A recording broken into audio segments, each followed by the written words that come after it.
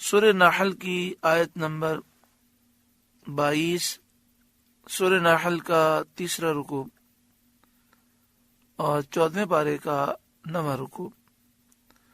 اللہ رب العالمین نے ارشاد فرمایا، الہکم الہ واحد، تمہارا معبود ایک معبود ہے، یعنی تمہارا معبود صرف اللہ تعالی ہے جو ذات میں اور صفات میں نظیر سے پاک ہے، شریک سے پاک ہے۔ نہ اس کی ذات جیسی کوئی ذات ہے، نہ اس کی صفات جیسی کسی کی صفات ہیں۔ ذات میں، صفات میں اس کا کوئی شریک نہیں، وہ وحدہ لا شریک ہے، اس کے سوا کوئی خدا نہیں، الہ نہیں، معبود نہیں، کوئی عبادت کا مستحق نہیں۔ جسے جو طاقت ملی ہے وہ اللہ کی عطا سے ہے۔ اللہ رب العالمین کسی کا محتاج نہیں۔ فالذین لا یؤمنون بالآخرۃ قلوبهم منکرہ، تو وہ جو آخرت پر ایمان نہیں لاتے ان کے دل منکر ہیں، یعنی یہ اللہ تعالیٰ کے ایک ہونے، اللہ تعالیٰ کی وحدانیت کے منکر ہیں۔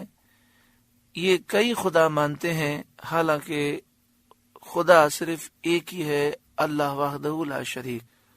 قلوبہم منکرۃ وہم مستکبرون، اور وہ مغرور ہیں، وہم مستکبرون، وہ غرور میں مبتلا ہیں۔ حق ظاہر ہو جانے کے باوجود حق کی پیروی نہیں کرتے۔ حق سے دوری یہ غرور و تکبر کی وجہ سے ہے۔ یہ کافر متکبر ہیں، مغرور ہیں۔ لا جرم ان اللہ یعلم ما یسرون وما یعلنون، فی الحقیقت اللہ جانتا ہے جو وہ چھپاتے ہیں اور جو وہ ظاہر کرتے ہیں۔ انہ لا يحب المستکبرین، بے شک اللہ تعالی مغروروں کو پسند نہیں فرماتا۔ جہاں ہم بہت ساری دعائیں کرتے ہیں وہاں ہمیں اللہ تعالیٰ سے یہ دعا بھی کرنی چاہیے کہ اللہ تعالیٰ ہمارے سینے سے، ہمارے دل سے ہر برائی کو، ہر عیب کو، ہر گندگی کو، ہر بیماری کو اللہ تعالیٰ دور فرمائے، خاص طور پر غرور اور تکبر، عجب سے، خود پسندی سے اللہ تعالیٰ نجات عطا فرمائے۔ غرور و تکبر سے نجات کا طریقہ یہ ہے کہ بندے پر اللہ تعالیٰ کا خوف طاری ہو، اسے اپنی آخرت کی اور قبر کی ایسی فکر طاری ہو کہ وہ ہر ایک کو اپنے آپ سے بہتر سمجھے۔ اگر اس نے نیک اعمال کیے ہیں تب بھی یہ فکر ہو پتہ نہیں قبول ہوئے کہ نہیں، پتہ نہیں میرا انجام کیا ہوگا۔ تو خوف کی جب کیفیات ہوں گی تو انسان خود پسندی میں، عجب میں، ریاکاری میں، دکھلاوے میں، غرور تکبر میں مبتلا نہیں ہوگا۔ اللہ تعالی ہمیں غرور سے، تکبر سے، خود پسندی سے، عجب سے، ریاکاری، دکھلاوے سے، دنیا اور مال کی ہوس، حرص، لالچ اور محبت سے اللہ تعالی ہمیں نجات عطا فرمائے۔ اللہ تعالی ہمیں ہر مسلمان کا خیر خواہ بنائے۔ ہم جو اپنے لیے پسند کرتے ہیں وہ دوسروں کے لیے بھی پسند کرنے کی توفیق عطا فرمائے۔ جو ہم اپنے لیے برا سمجھتے ہیں دوسروں کے لیے بھی ہم برا سمجھیں، ہم مسلمانوں کی خیر خواہ ہو جائے، اللہ ایسی توفیق عطا فرمائے۔ ہمارے دل سے ہر مسلمان کے لیے حسد، کینہ، بغض، عداوت، دشمنی اور جتنی برائیاں دلوں میں ہیں اللہ تعالیٰ سب کو دور فرمائے۔ انہ لا يحب المستکبرین، بے شک اللہ تعالی مغروروں کو، تکبر کرنے والوں کو پسند نہیں فرماتا۔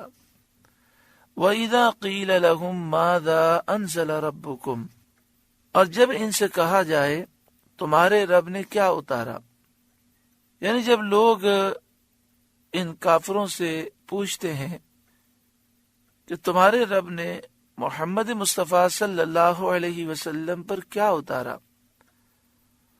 قالو وہ کہیں اساطیر الاولین پچھلے لوگوں کی کہانیاں ہیں. یعنی جب کافروں سے لوگ پوچھتے ہیں کہ پیارے آقا صلی اللہ علیہ وآلہ وسلم پر کیا نازل ہوا، تو یہ کہتے ہیں کہ یہ جھوٹے افسانے ہیں، کوئی ایسی بات نہیں جس کو تسلیم کیا جائے. یہ آیت نضر بن حارث کافر کے لیے نازل ہوئی، اس کے رد میں نازل ہوئی. اس نے بہت ساری کہانیاں یاد کر لی تھیں. اس سے جب کوئی پوچھتا قرآن مجید فرقان حمید کے متعلق تو یہ جانتا تھا کہ قرآن مجید فرقان حمید اللہ کی کتاب ہے، اور یہ کتاب وہ کتاب ہے جس نے بڑے بڑے عربی فصیح و بلیغ شعراء کو اور خطیبوں کو عاجز کر دیا، اور یہ حق اور ہدایت سے بھری ہوئی کتاب ہے. جاننے کے باوجود نضر بن حارث لوگوں کو گمراہ کرنے کے لیے یہ کہہ دیتا کہ یہ تو پچھلے لوگوں کی کہانیاں ہیں، ایسی کہانیاں مجھے بھی بہت یاد ہیں. اللہ تعالیٰ فرماتا ہے کہ لوگوں کو اس طرح گمراہ کرنے کا انجام یہ ہے کہ یہ خود اپنے گناہوں کا بوجھ بھی اپنے کندھوں پر اٹھائیں گے، اور جو ان کی باتوں پر عمل کر کے گمراہ ہوگا اس کے بوجھ میں کوئی کمی نہ آئے گی، لیکن گمراہ کرنے والے کے سر پر بھی وہ بوجھ رکھا جائے گا. یعنی مثال کے طور پہ اگر کوئی شخص جیسے نضر بن حارث کسی کو اس طرح کی بات کہتا ہے اور کوئی اسلام قبول کرنے سے رک جاتا ہے، تو کفر اختیار کرنے والے کے سر پر کفر کا بوجھ ہوگا، وہ جہنمی ہوگا. لیکن نضر بن حارث پر اپنے کفر کا بوجھ بھی ہوگا اور دوسروں کو کافر بنانے کا بھی بوجھ ہوگا. اسی طرح آپ ہر چیز کو سمجھ لیں. اگر کوئی شخص گناہ کرتا ہے اور دوسرے کو اس گناہ کی ترغیب دیتا ہے اور اس کے کہنے پر کوئی گناہ کر لیتا ہے، تو جو گناہ کرے گا وہ بھی گناہ گار ہوگا، اور جس نے گناہ کی ترغیب دی اس کے نامہ اعمال میں بھی گناہ کی ترغیب دینے کا گناہ لکھا جائے گا. لِيَحْمِلُوا أَوْزَارَهُمْ كَامِلَةً يَوْمَ الْقِيَامَةِ تاکہ قیامت کے دن اپنے بوجھ پورے اٹھائیں، اپنے گناہوں کے بوجھ، اپنی گمراہی کے بوجھ، دوسروں کو گمراہ کرنے کے بوجھ. وَمِنْ أَوْزَارِ الَّذِينَ يُضِلُّونَهُمْ بِغَيْرِ عِلْمٍ اور کچھ بوجھ ان کے جنہیں اپنی جہالت سے گمراہ کرتے ہیں. أَلَا سَاءَ مَا يَزِرُونَ سن لو کیا ہی برا بوجھ اٹھاتے ہیں. سورہ نحل کا تیسرا رکوع مکمل ہوا.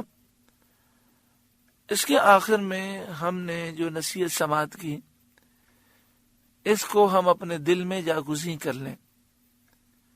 اگر ہم گناہ سے خود نہیں بچتے تو کم از کم ہم یہ کوشش ضرور کریں کہ ہماری وجہ سے ہمارے کہنے پر کوئی گناہ نہ کرے.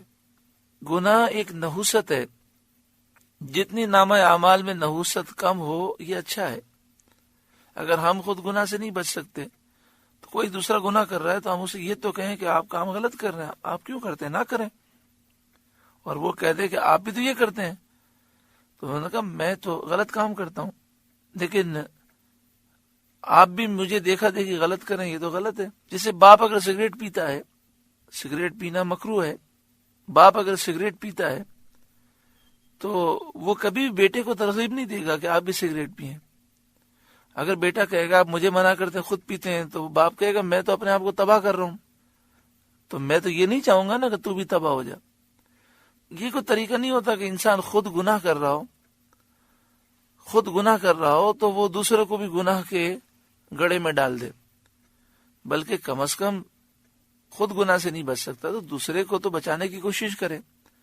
بچا بھی نہیں سکتا تو کم از کم ترغیب تو نہ دے. اسی طرح انسان خود نیکی نہیں کر سکتا تو کم از کم دوسرے کو تو نیکی کی ترغیب دے. یہ اگر کوئی نیکی کر رہا ہے تو اس کی حوصلہ افزائی تو کرے، اس کو نیکی سے روکنے کی کوشش تو نہ کرے.